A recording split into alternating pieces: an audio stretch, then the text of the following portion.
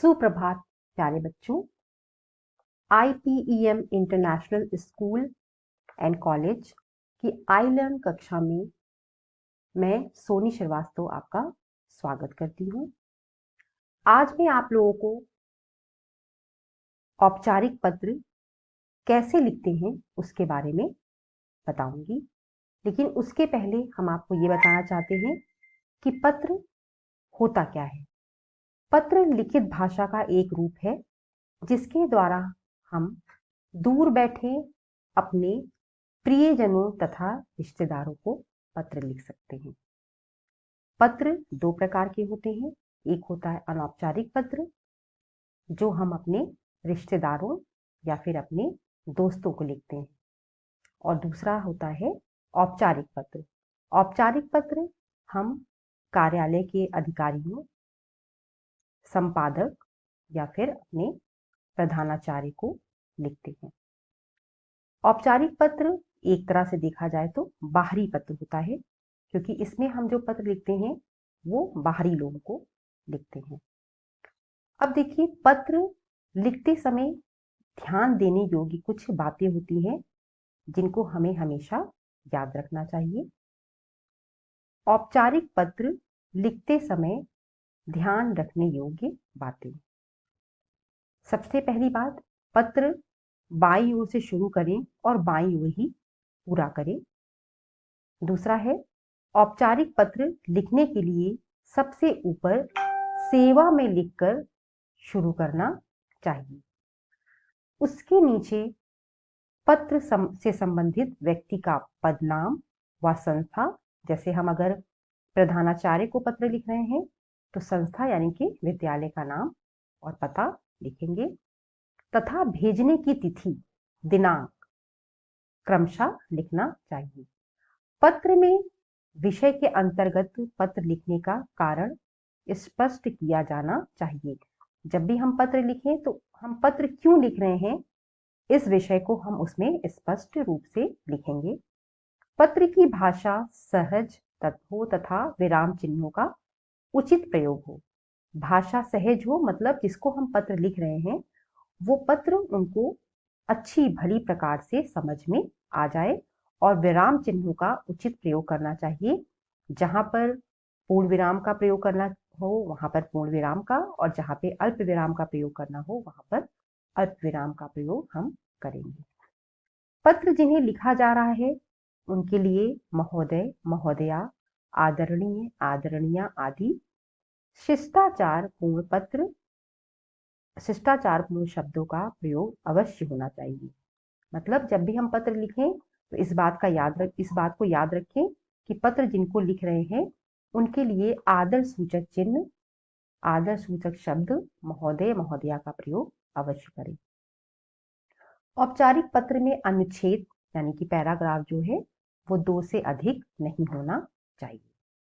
अब यहाँ पर हम आपको औपचारिक पत्र का एक प्रारूप कैसे हम लिखेंगे पत्र को, वो हम आपको बता रहे हैं। देखिए, औपचारिक पत्र का प्रारूप। सेवा में, जैसा कि हमने आपसे कहा कि जब भी हम पत्र लिखते हैं सबसे पहले सेवा में हम जरूर लिखेंगे। कक्षा अध्यापिका जी, यानी कि इस पत्र को हम किसके लिए लिख रहे हैं, अपनी कक्षा अध्यापिका यानी कि class teacher. SS memorial school Prayagraj, दिनांक 16 अगस्त 2021। इसका मतलब कि ये पत्र जो कक्षा अध्यापिका को लिखा जा रहा है वो इस स्कूल की अध्यापिका है। लेकिन जब आप लोग पत्र लिखेंगे अपनी कक्षा अध्यापिका को तो यहाँ पर SS मेमोरियल स्कूल प्रयागराज जी, जहाँ पे क्या लिखेंगे, IPEM international school and college Prayagraj. ठीक है।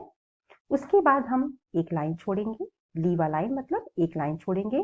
फिर विषय लिखेंगे कि हम किस लिए इस पत्र को लिख रहे हैं। तो विषय है अवकाश के लिए प्रार्थना पत्र। जैसे यहाँ पर इस प्रारूप में हम आपको बता रहे हैं कि हम किस विषय को यहाँ पे लिख रहे हैं, अवकाश के लिए प्रार्थना पत्र। फिर महोदया, क्योंकि यहाँ पे कक्षा अध्यापिका, देखिए यहाँ पे क्या लिखा है, कक्षा अध्यापिका जी। इसका मतलब कक्षा अध्यापिका कौन है, स्त्री है, महिला है। तो यहाँ पर हम लिखेंगे महोदया, क्योंकि महिलाओं के लिए महोदया शब्द का प्रयोग किया जाता है, और महोदय पुरुषों के लिए, उसी प्रकार से आदरणीय महिलाओं के लिए और आदरणीय पुरुषों के लिए और आदरणीय महिलाओं के लिए। ठीक है, तो ये हमारा आदर सूचक शब्द हो गया। उसके बाद है पहला पैराग्राफ। जैसा कि यहाँ पे देखिए कहा गया है कि 2 पैराग्राफ में हमें अपने औपचारिक पत्र को पूरा करना है। फर्स्ट पैराग्राफ यानी पहला पैराग्राफ में, और देखिए पैराग्राफ हमेशा बराबर होना चाहिए। देखिए यहाँ पर यहाँ से स्टार्ट हुआ है, फिर यहाँ से, ये नहीं कि एक आगे और एक पीछे, ऐसा नहीं होना चाहिए।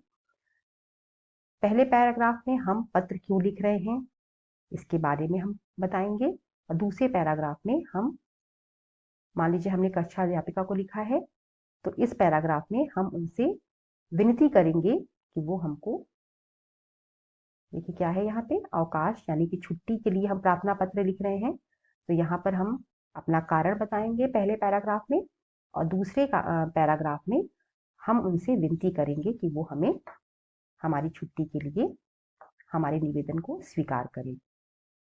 फिर एक लाइन छोड़ेंगे और अपना, यहाँ पर हम अपना आपका आज्ञाकारी शिष्य, यानी कि अगर छात्र है तो शिष्य और छात्रा है तो शिष्या। जैसे यहाँ पर जो ये प्रार्थना पत्र लिख रहा है वो एक लड़का है और उसका नाम क्या है, आकाश शर्मा। तो आपका आज्ञाकारी शिष्य आकाश शर्मा। और अगर यहाँ पर कोई लड़की होती, लड़की अगर पत्र लिख रही है तो क्या लिखेगी, आपकी आज्ञाकारी शिष्या या आपकी आज्ञाकारिणी शिष्या, आकाश शर्मा, कक्षा 5A। ठीक है, इस तरह से हम अपने पत्र का, इस प्रारूप के माध्यम से हम अपने पत्र को लिखेंगे। ठीक है, अब देखिए यहाँ पर एक पत्र है जिसके द्वारा आपको ये पता चल जाएगा कि हम कैसे पत्र लिखें। ठीक है, अब देखिए औपचारिक पत्र, अपनी कक्षा अध्यापिका को अपने नए घर का पता बताते हुए एक प्रार्थना पत्र लिखिए। ये विषय, ठीक है, जैसे पहले वाले में क्या था, यहाँ पे जो प्रारूप हमने दिखाया था इसमें क्या था, यहाँ पे ये कहा गया था कि अवकाश के लिए प्रार्थना पत्र लिखिए। अब यहाँ पर क्या है, कक्षा अध्यापिका को अपने नए घर का पता बताते हुए एक प्रार्थना पत्र लिखिए। कि मतलब आपका घर बदल गया है और अब हम नए घर में आ गए हैं, तो पुराने वाले घर का जो पता है उसको हटा के नए घर का पता वहां पर लिख दीजिए। तो कैसे लिखेंगे, सेवा में कक्षा अध्यापिका जी, सर्वोदय कॉन्वेंट स्कूल प्रयागराज। अब देखिए फिर हम आपको बताएंगे यहाँ पर कि यहाँ पर सर्वोदय कॉन्वेंट स्कूल प्रयागराज लिखा है, तो यहाँ पर हम लोग क्या लिखेंगे, IPEM international school and college. जब हम अपनी स्कूल की कक्षा अध्यापिका को या प्रधानाचार्य को पत्र लिखेंगे। फिर दिनांक है 16 अगस्त 2021। विषय क्या है, कक्षा अध्यापिका को अपने नए घर का पता बताने के लिए प्रार्थना पत्र। अब देखिए कक्षा अध्यापिका है तो हम क्या लिखेंगे, महोदया आपसे सविनय निवेदन है कि, अब देखिए 2 पैराग्राफ यहाँ पर है, ये पहला पैराग्राफ, ये दूसरा पैराग्राफ। आपसे सविनय निवेदन है कि मैं आपकी कक्षा 5B की छात्रा हूँ। मेरे पिताजी ने एक नया घर लिया है जहां हम इस महीने से रहने लगे हैं, अतः आप मेरे निवास स्थान का नया पता 254/33 करेली प्रयागराज है। कृपया आप सूचना रजिस्टर में, सूचना रजिस्टर का मतलब जो टीचर्स के पास रजिस्टर होता है जिसमें वो अपने स्टूडेंट का सारा विवरण लिखते हैं, वो सूचना रजिस्टर की बात हो रही है। कृपया आप अपने सूचना रजिस्टर में मेरा नया पता अंकित करने की कृपा करें। अंकित मतलब लिखिए, धन्यवाद। फिर उसके बाद आपकी आज्ञाकारिणी शिष्या अंकिता वर्मा, कक्षा 5B। ठीक है, तो ये हमारा इस तरह से पत्र लिखा जाएगा। और जब आपको अपने स्कूल के प्रधानाचार्य को या फिर अपनी स्कूल की कक्षा अध्यापिका को पत्र लिखना होगा तो आप अपने स्कूल का यहाँ पर नाम लिखेंगे।